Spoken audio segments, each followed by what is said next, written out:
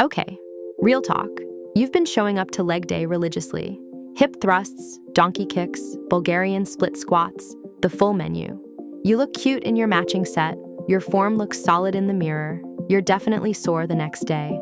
But when you actually step back and check your progress, your glutes look like they're still buffering, like the Wi-Fi went out halfway through and they just gave up.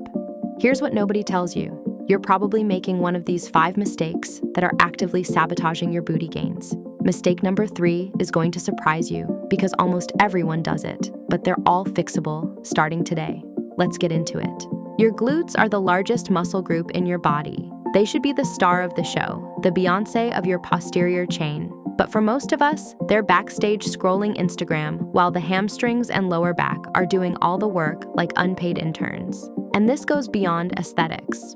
When your glutes aren't firing properly, you might deal with lower back discomfort, knee issues, and your posture starts looking like a question mark. Everything's connected. When I first started training, I was doing every glute exercise I could find, multiple times a week, and I could not understand why nothing was changing. Turns out I was making every mistake we're about to cover. My glutes were clocked out on permanent vacation, and I had no idea. So I've been exactly where you are, and we're fixing it right now. Mistake number 1, and this is the biggest. You think you're training your glutes, but they're not actually turning on. They're like that coworker who shows up to the meeting but is mentally planning their weekend. When you squat or lunge or do hip thrusts, your body takes the path of least resistance. It recruits whatever muscles are easiest to access. If your glutes are weak or you haven't built that neurological connection, your body roots around them entirely. Your quads and hamstrings jump in and your glutes sit it out. This is called glute amnesia, and it's incredibly common if you sit most of the day. Sitting for hours at your desk or in class literally makes your glutes less responsive. They forget how to activate. They're in their unemployment era. The fix is glute activation before you train, not half-hearted bridges while you're mentally composing an email. 5 to 7 minutes of intentional work. Banded glute bridges with a 2-second pause at the top. Clamshells where you focus on feeling your outer glutes engage. Banded lateral walks done slowly with control. Here's the key. Actively think about your glutes contracting. The mind-muscle connection is research-backed. Visualize the muscle working. Squeeze deliberately at the peak of each rep. You should feel a legitimate burn. If you feel nothing, keep going until you do. That burn tells you they're actually firing and ready to work. Mistake number 2 is all about form. Your form might be rerouting all the work away from your glutes like a detour sign. In squats, common issues are knees caving inward, weight shifting to your toes, or not sitting back into your hips. When these happen, your quads take over and your glutes become passengers. Squats can build glutes when done right, but details matter. In hip thrusts, people either hyperextend their lower back at the top or do tiny pulsing reps that barely create tension.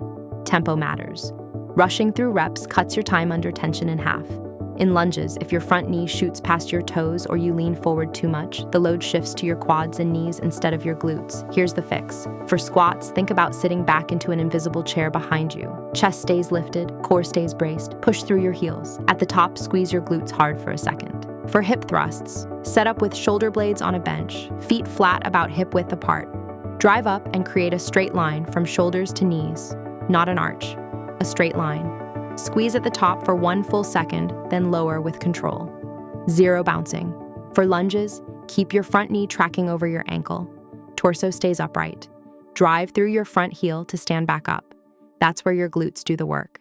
Clean form makes you feel the difference immediately. It's night and day.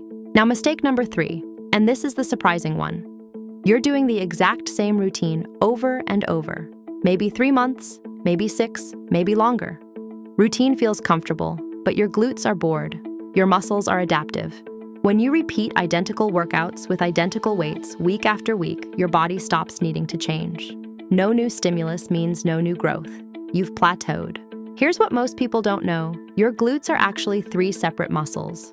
The gluteus maximus is the big one everyone thinks about, but you also have the gluteus medius and minimus on the sides of your hips. Different exercises emphasize different parts. If you only do squats and hip thrusts, you're undertraining 2/3 of the muscle group. The solution is strategic variety. Hip-dominant movements like hip thrusts, glute bridges, and Romanian deadlifts primarily hit your glute max. Abduction exercises like lateral band walks, side-lying leg lifts, and clamshells target your glute medius and minimus. Rotational movements like curtsy lunges and cable pull-throughs work different angles. Switch up your exercise selection every 4 to 6 weeks. Rotate rep ranges. Use different equipment. And this is critical. Progressive overload. You have to gradually increase the challenge. Add weight, add reps, slow your tempo, add pauses. Something has to progress or you're just maintaining. Mistake number 4, you're skipping stretching and shortchanging recovery. Finishing a workout and rushing off feels efficient until it's not. When you train hard and never stretch, your glutes get progressively tighter. Tight muscles don't activate efficiently. It's like trying to run with your shoelaces tied together. Tight glutes also create a cascade. Your hip flexors start compensating, your lower back tightens, and suddenly your whole kinetic chain is arguing with itself. And if you're training glutes every day thinking more equals better, you're blocking your own progress.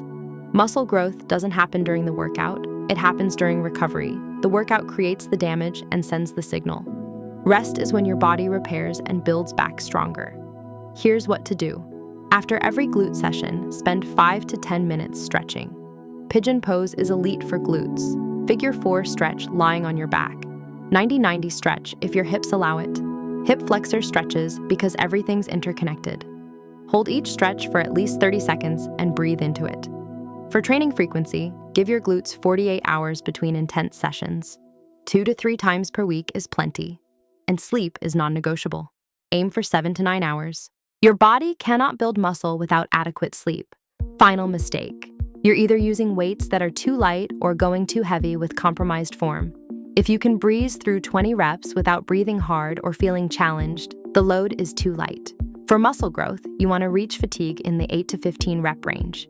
If your sets feel like a warm-up, your muscles aren't getting the stimulus to adapt. And let's clear this up. Lifting heavier weights doesn't make women bulky. Building significant muscle mass requires extremely specific programming, caloric surplus, and often genetic factors most people don't have.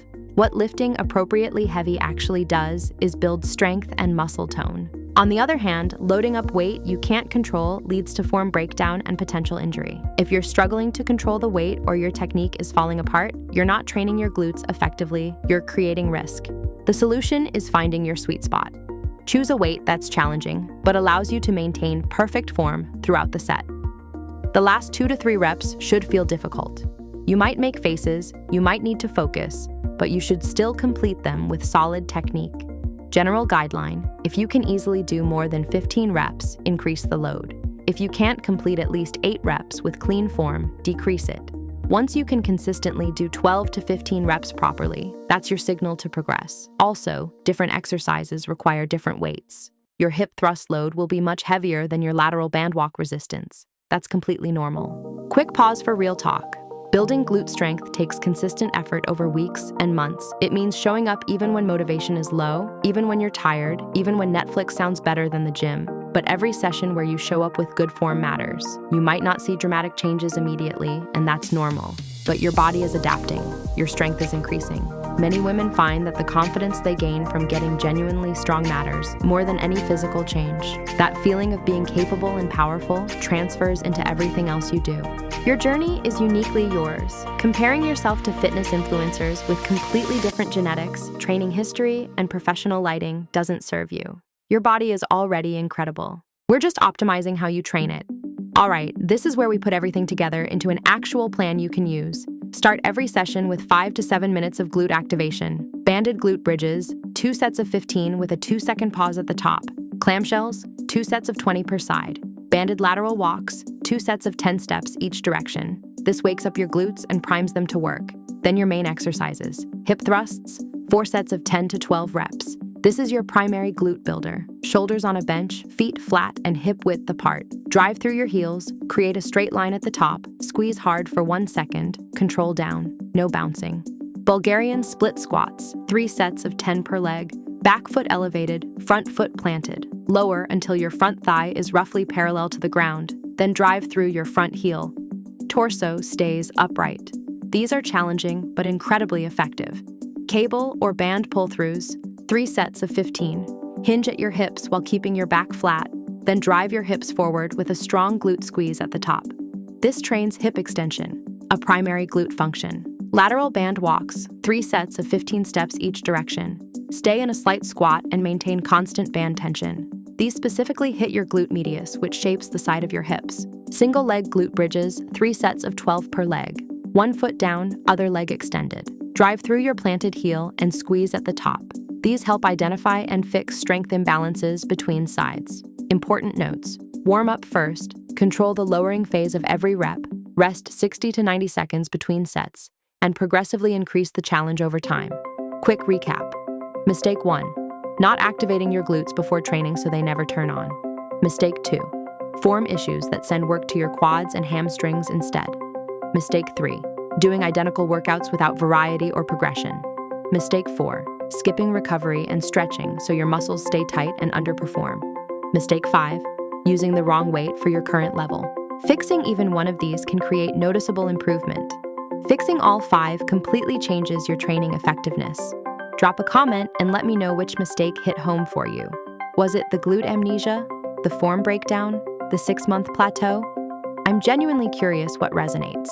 If this was helpful, subscribe for more practical fitness content. The DaisyFit community is about getting genuinely stronger and actually enjoying the process. Free downloadable version of this routine is in the description if you want it saved on your phone. Now go apply this. Your glutes are ready to actually work. See you next time.